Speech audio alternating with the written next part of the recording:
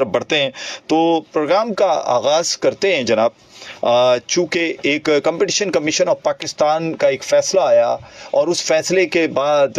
भौचाल आ गया पूरे पाकिस्तान में। एक ऐसी इंडस्ट्री पे भौचाल आया, वो कैसे आया? तो मैं सबसे पहले अपने सुनने वालों को और देखने वालों को वो क्लिप सुनाना चाहूँगा जो कि कंपटीशन कमीशन ऑफ पाकिस्तान के रजिस्ट्रार का क्लिप है। तो उसका उनकी जो बात सुनी है, उसके बाद हम फिर आगे बढ़ते हैं और फिर हम आपको बताते हैं कि क्या कहा।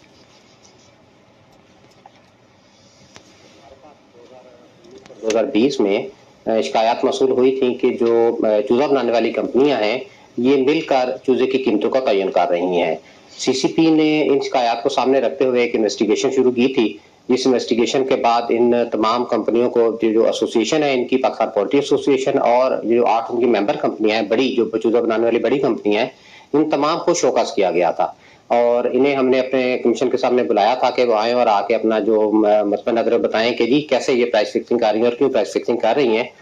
तो इस अभी जो रिसेंटली कमीशन ने ऑर्डर इशू किया है उसमें यह साबित हुआ है कि पोल्ट्री एसोसिएशन और ये सारी कंपनियां जो हैं ये एसोसिएशन के प्लेटफॉर्म को यूज करते हुए मिलकर कीमतों का तयन कर रही थी और रोजाना की बुनियाद पे कीमत अगले दिन की जो आने वाले दिन की कीमत होती थी वो ग्रुप में एक दूसरे के साथ शेयर की जाती थी और फिर ये कंपनियां उसी प्राइस पे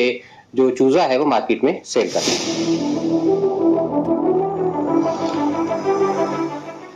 जनाब, आपने सुन लिया registrar competition commission of Pakistan की बात को कि उन्होंने बताया कि किस तरीके से ये जो मुर्गी महंगी हुई और इसके पीछे कौन सी वजूहात थी वो उन्होंने आपको बताई। लेकिन चलते हैं मज़ीद इसके पीछे कि जनाब वो ख़बर कि जिसने भौचाल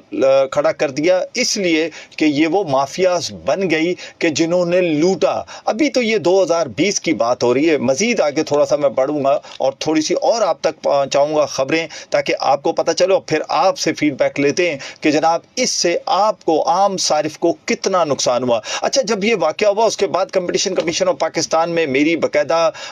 साजिद गोंदल साहब है उनसे बड़ी डिटेल्स में बात हुई और डिटेल्स में मुझे बहुत अच्छा लगा कि उन्होंने बहुत तफसील के साथ मुझे ना सिर्फ समझाया बल्कि ये भी बताया कि जजेस ने कौन कौन से कैसे कैसे फैसले किए और मज़ीद और बहुत सारे ऐसे फैसले होने कि जो कार्टेल बन जाती हैं और फिर एक रोल प्ले करते हैं। और आजकल तो वैसे भी एक व्हाट्सएप का भौचाल आया हुआ है, व्हाट्सएप ग्रुप बने हुए होते हैं और मुख्तलिफ ग्रुपों से ये एक कारोबार किया जा रहा है और यकीन करें कि इसका नुकसान दी एंड यूज़र यानी कि आम सारिफ को होता है और इसका नुकसान जब आम सारिफ को होता है तो उसको डेफिनेटली लोगों की उंगली हुकूमत पर उठती हैं, जबकि इसमें हुकूमत का कोई किरदार नहीं होता और इसमें वो लोग मिल जाते हैं जो कार्टेल